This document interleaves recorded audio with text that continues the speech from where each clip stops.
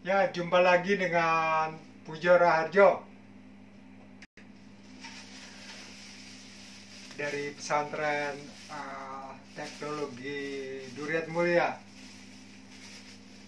dan juga dari perusahaan Kefir Zeto. Kita kali ini akan memberikan bahasan bagaimana membuat kefir dari susu fresh milk yang sudah dipasteurisasi ya. Jangan lupa menjaga higienis. Jadi kalau pesan dari Zeto itu kita menerapkan high standard ya. Selain juga saya adalah alumni dari Fakultas Teknologi Pertanian ya, dari Gajah Mada, Yogyakarta. Nah, dari mana kita memulai membuat kefir? Kefir adalah mikroba. Jadi kita beternak mikroba. Nah, itu kuncinya. Kalau beternak mikroba, yang harus pertama kali kita lakukan adalah sterilisasi. Nah, semua peralatan kita bikin steril ya. Kalau tidak, nanti kita terkadang nyalain SOP. Loh, kan sudah melakukan SOP gitu ya. Sterilisasi yang ada adalah memakai air panas. Itu kita beginikan gitu ya, supaya apa? Steril. Ini memang panas. Kemudian kita tahan dulu supaya dingin ya. Nanti kalau panas terganggu juga itu mikrobanya gitu ya. Nah, ini pengaduk, kita ratakan air panasnya gitu, sehingga kita yakin bahwa semuanya steril. Dan kemudian kita siapkan misalkan pH meternya. Kita yakinkan bahwa pH meter juga siap dipakai. Jadi istilahnya nanti jangan sampai terburu-buru. Yang jelas ini sudah di kalibrasi ya, sudah dikalibrasi. Selalu siap tisunya. Jangan lupa kalau menutup diparkir. Nah, ini nanti buat mengukur lactodensimeter, densitas ya, berat jenisnya. Harus siap. Ini nanti kan juga ya tergantung kita mulai dari mana itu sambil menunggu dingin. Nah, ini masih hangat-hangat ya. Kenapa kefir? Sangat menarik sekali ya. Kefir banyak manfaatnya, bisa googling ya. Tapi yang jelas di masa pandemi ini, sangat bagus sekali kalau kita membersihkan, mengamankan tenggorokan kita ya, dengan selalu meneguk air hangat. Meneguk air hangat, walaupun seteguk dua teguk tergelontorkan ya, setengah jam.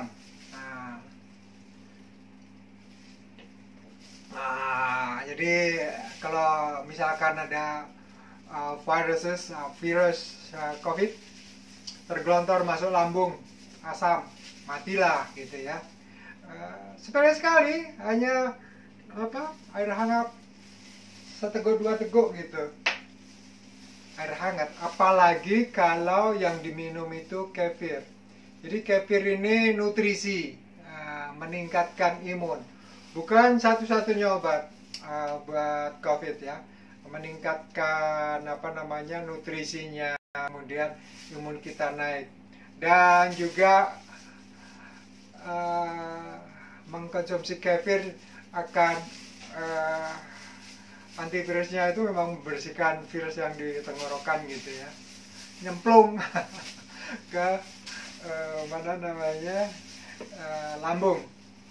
Dan kemudian tentu saja bagi yang diabetes gitu ya, harus memiliki lifestyle yang low carb. Nah itu ada lifestyle yang bagus ya, ketofastosis lifestyle. Jadi tidak hanya buat ketofastosis yang lifestyle itu, tapi juga diabetes perlu menu makanan yang low carb, lifestyle-nya harus low carb. Karena apa? Di dalam susu itu, dalam susu ini ya, nih, itu ada laktosa. Nah, laktosa itu apa? Bentuk disakarida dari karbohidrat. Nah, dengan adanya mikroba dalam kefir ini, karbohidrat itu akan diurai sehingga laktosanya itu dimakan istilahnya gitu. Sehingga low carb. Itulah kenapa bagus.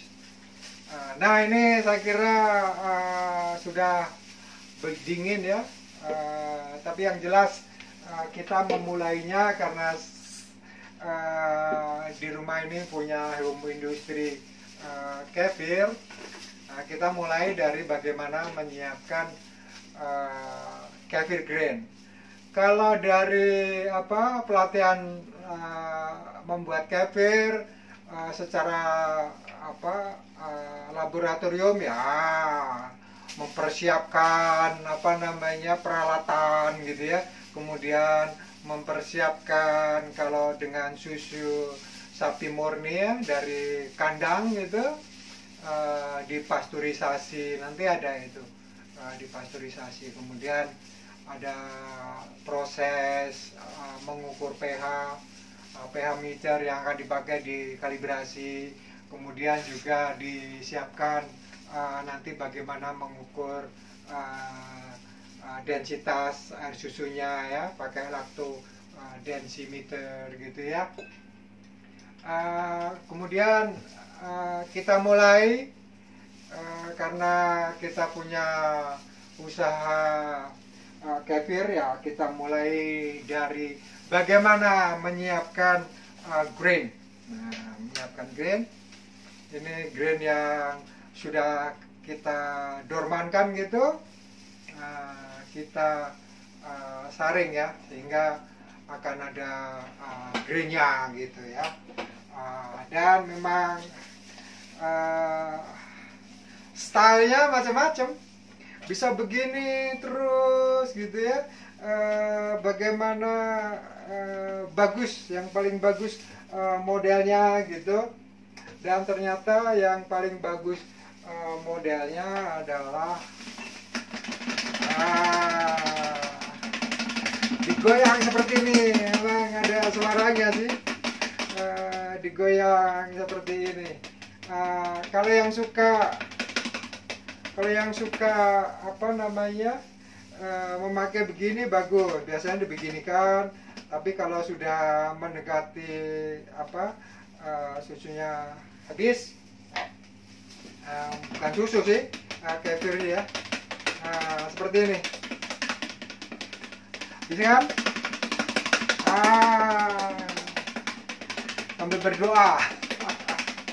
Nah akhirnya didapatlah seperti ini ya, didapatlah seperti itu, dan akhirnya kita siapkan ini buat 50 gram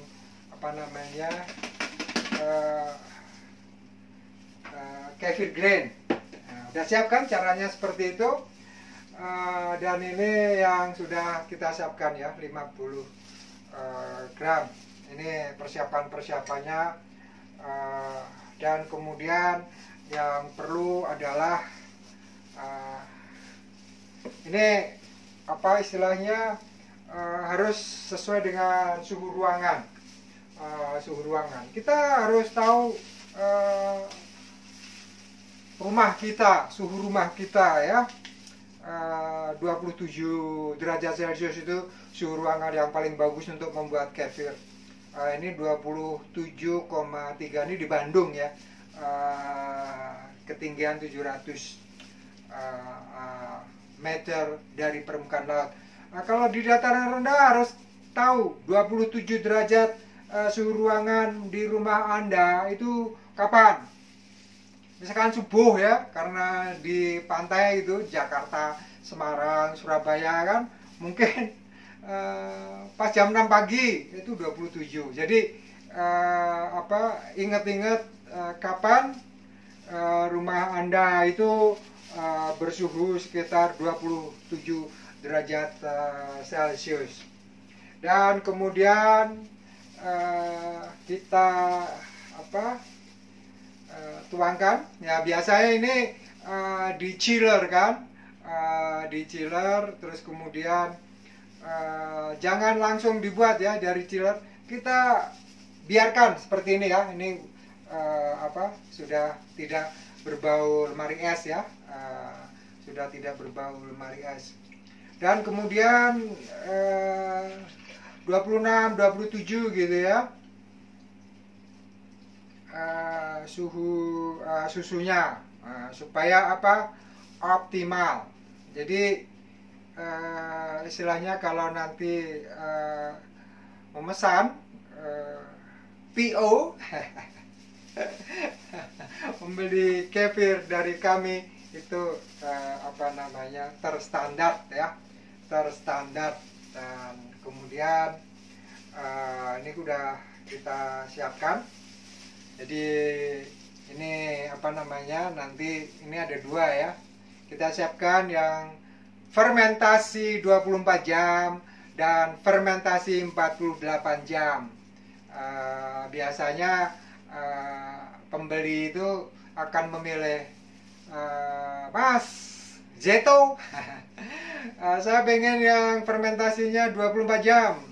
Saya pengen yang 48 jam gitu ya fermentasinya. Dan juga nanti kalau kita sebagai pengusaha ya, kalian juga sebagai pengusaha, kita harus memberikan informasi. Ini kefir ini umurnya sudah 3 hari, 4 hari. Ini istilahnya 2 hari harus habis, gitu ya. Ini kita ukur berapa pH-nya. Ya, pH-nya dalam range 6,3 sampai 6,7. Biasanya kalau yang sudah dipasteurisasi itu agak tinggian ya. Kelihatan ya, ini 6,6. 6,6. Selalu disiplin ya. Selalu disiplin ketika akan menutup ini harus segera dicuci. Jangan menunggu nanti karena alat bisa rusak, terutama sensornya ya. Ini pesan saya kalau bermain dengan mikroba adalah disiplin membersihkan peralatan. Dan juga ingat mensterilkan peralatan juga. Nah ini kan, nah seperti itu kita simpan. Dan kemudian kita siapkan, bagus nggak nih? Bagus nggak ini? Gitu kan?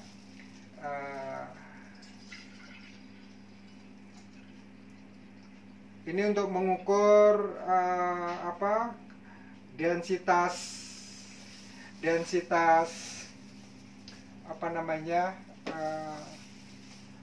susunya Susu yang bagus kemasannya 6,3 pH-nya 6,3 sampai dengan 6,7. Densitas susu yang bagus adalah 1,024 sampai 1,027. Tapi biasanya kalau orang kefir berapa densitasnya? 24, 25, 26, 27. Hanya 4 angka itu yang disebutkan ya. Ini tadi kita siapkan untuk kalau mau kalibrasi harus 1 ya, air kan 1. Air itu 1. Dan kemudian peralatannya seperti ini. Iya, ini hati-hati sekali jangan sampai jatuh, fragile sekali ya. Kemudian kita masukkan pelan-pelan sekali, pelan-pelan sekali. Di sini ada nanti akan ada YouTube khusus untuk kalibrasi lactodensimeter. 15, ada angka 20, ada 30. Nah, itu diantaranya adalah ada stripnya yang keempat, itu istilahnya 1,024, kemudian ada 1,027 ya. Pelan-pelan sekali. Iya. Ya, bagus. Wah, ini memang nggak bisa di zoom. Kapan-kapan nanti 27, 27, 26, 27, 26. Nah, seperti itu. Mengapa ini perlu? Terutama untuk susu perah asli. Maaf ya, bukannya tidak percaya kepada para peternak, tapi ini produk yang standar ya. Tapi biasanya kalau seperti Diamond gitu sudah mempunyai SOP yang mantap. Tapi ini bagaimana kita mengajari ngecatnya yang paling bagus ya, bahwa produk Zeto, produk kefir Zelanda Keto itu selalu terstandar ya. Jadi ini tadi kepadatannya bagus, pH-nya bagus gitu ya. Pelan-pelan sekali, jangan sampai terjatuh ya. Dan jangan lupa selalu membersihkan sebelum nanti disimpan gitu. Iya, pelan-pelan sekali. Kemudian kita amankan, jangan sampai terjatuh ya. Dan kemudian yang paling perlu pengalaman adalah bagaimana sebenarnya melakukan organoleptic check. Ini memang hanya biasanya memang seperti ngetes kopi, ngetes teh gitu ya, coklat gitu. Susu juga akan terasa kalau ini asamnya gimana. Tadi sudah percaya kan pH-nya bagus. Tapi wah, ini udah bagus. Bagaimana ngecek lagi?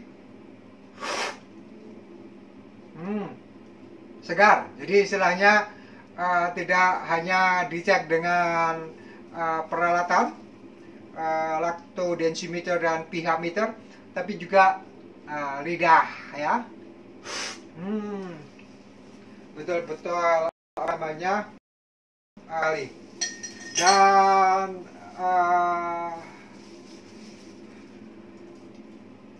ya, ternyata 27,1 ya. Nah, ini tidak ada AC ya.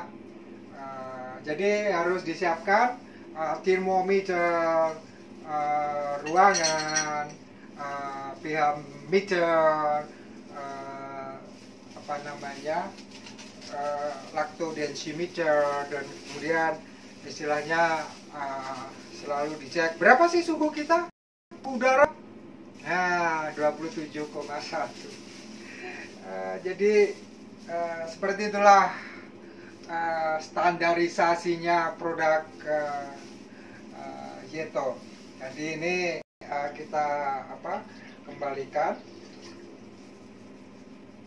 dan kemudian kita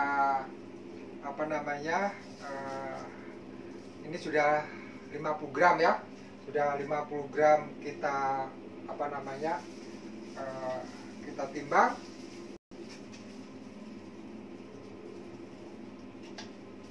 dan kemudian kita aduk 50 kali sambil ngitung 50 kali. Kalau sudah pengalaman itu biasa kita ngitungnya per 10 ya. Ini yang ketiga, 10 yang ketiga gitu kan, 10 yang keempat gitu.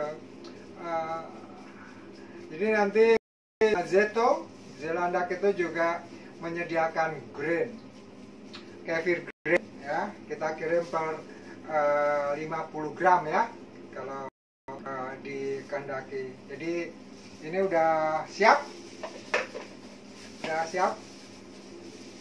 Nah begitu, tinggal satunya lagi, kita timbang 50 gram, 50 gram juga. Jadi membuat kefir itu juga dengan wheat loaf, dengan wheat loaf ya. Ini 5 gram. Iya, harus selalu mempunyai timbangan. Masa hanyalah orang lab saja yang punya timbangan, kita juga harus punya timbangan ya. Nah ini tadi yang untuk fermentasi 24 jam ya. Ini yang fermentasi 48 jam. Jadi aduk 10 yang pertama gitu kan, seperti dikir gitu. Ini sudah 10 yang kedua gitu ya. Kemudian ketiga, 10 yang ketiga, 10 yang keempat. Ini benar-benar praktek ini ya, benar-benar praktek ya.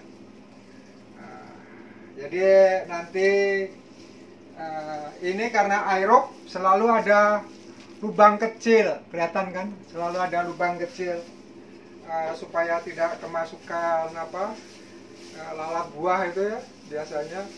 Nah ini kita tandain 1 liter 1 liter. Kita bikin biasanya paketnya memang 1 liter ya. Seperti juga catering yang terkenal, tidak akan masak 50 kilo sekaligus, enggak. Tetap aja paketnya per menu gitu ya. Kita juga paketnya per liter gitu ya, maksimal 2 liter lah gitu ya. Kemudian kita akan menginformasikan fermentasi yang berapa jam. Dan bagaimana memulai, karena saya sebagai pengusaha kefir sudah berjalan, mempersiapkannya bukan dari seperti orang lab siapkan peralatan gitu ya, kita pasteurisasi seperti ini kalau yang susu sapi gitu kan. Kemudian 1, 2, 3 apa ya, tapi saya mulai tadi adalah dari bagaimana menyiapkan bibit kefirnya ya. Terus kemudian minum kefir itu lifestyle ya, lifestyle. Bagus buat orang yang apa namanya diabetes. Karena apa? Susu itu karbohidratnya masih tinggi. Bagaimana kita minum susu tapi karbohidratnya hilang? Hilang karena laktonya itu istilahnya dihabisin sama mikroba kefir gitu ya. Terus kemudian kalau apa ketofastosis lifestyle gitu, nah itu akan mengkonsumsi minuman yang low carb, karbohidrat rendah. Semasa pandemi ini adalah alat bantu anti virusnya COVID ya. Setiap apa namanya setengah jam 1 teguk 2 teguk air hangat atau kefir. Tapi kalau buat anak kecil jangan lupa minum kefir, kumur ya, giginya asamnya apa namanya bisa asamnya itu hilang dari mulut yang ada giginya yang masih muda itu. Dan sebenarnya yang namanya low carb itu tuh adalah poin yang langkah yang terakhir ya. Yang paling penting apa? Disiplin tidur. Orang biasanya kerja tapi lupa lembur sampai subuh, wah bangga gitu. Padahal sebenarnya bangga itu adalah orang yang disiplin tidur. Tidurnya disiplin. Sebelum jam 10 bisa tidur. Kemudian jam 2, jam 3 bisa bangun. Yang muslim tentu saja bisa sholat tahajud gitu ya, gitu. Karena apa? Jam 11 itu ada detox, tubuh kita mempunyai suatu siklus metabolisme detox. Jadi kalau tubuh tidak istirahat setelah jam 10, tubuh ini seperti terforsir gitu ya. Kemudian tidurnya bagus, biasanya stresnya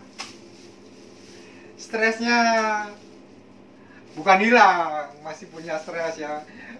Stresnya itu melandai, rendah gitu ya. Karena apa?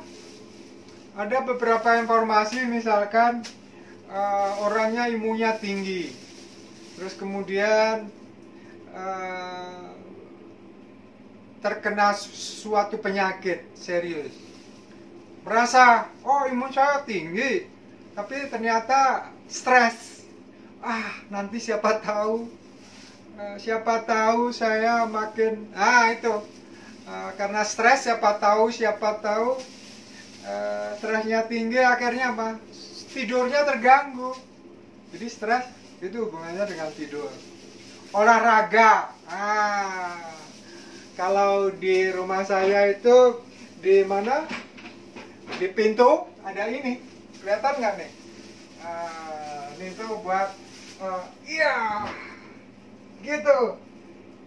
Jadi setiap lewat 10 kali gitu kan. Setiap lewat 10 kali. Olahraga itu gampang. Bener gampang. Yang susah apa? Rutinnya. Itu loh.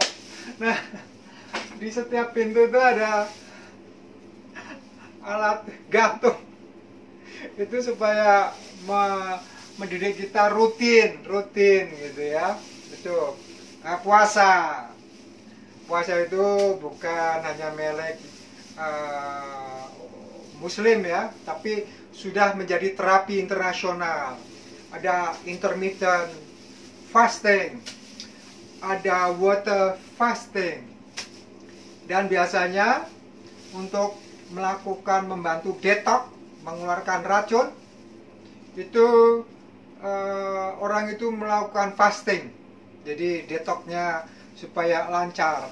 Jadi kalau sakit istilahnya ayo makan. Nah, kalau bisa kan nafsu makan terganggu, ya udah puasa. Tapi jangan lupa air masuk, jangan sampai dehidrasi. Jadi itu ada apa? kalau puasanya Muslim itu dry fasting ya, dry fasting. Dari ada jamnya ya, imsak sampai maghrib gitu. Water fasting itu air. Jadi untuk survival itu water fasting itu harus kuat gitu. Intermittent fasting. Nah, ini kan jendela makannya berapa jam dalam sehari gitu kan. Dan biasanya kalau ketofastosis lifestyle jam 8 malam stop makan, kemudian minum masih boleh, kemudian sampai duhur ya jam 12 itu jendela makan dibuka.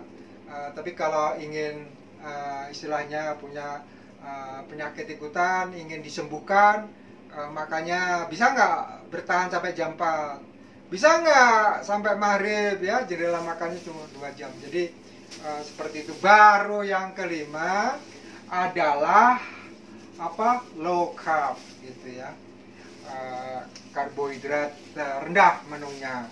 Jadi seperti itu. Jadi low carb itu jangan salah. Kalau kita bilang low carb, wah itu keto, bukan. Untuk lifestyle yang sehat gitu, lifestyle yang sehat. Terus kemudian untuk diabetes itu juga low carb juga. Saya kira itu. Terima kasih sekali kita sudah sharing. Beginilah yang namanya kefir yang kita buat di Zeto Bandung. Mudah-mudahan sangat bermanfaat. Kita jumpa lagi dengan YouTube yang lainnya. Mohon supaya semangat, bisa di subscribe ya, kemudian like juga.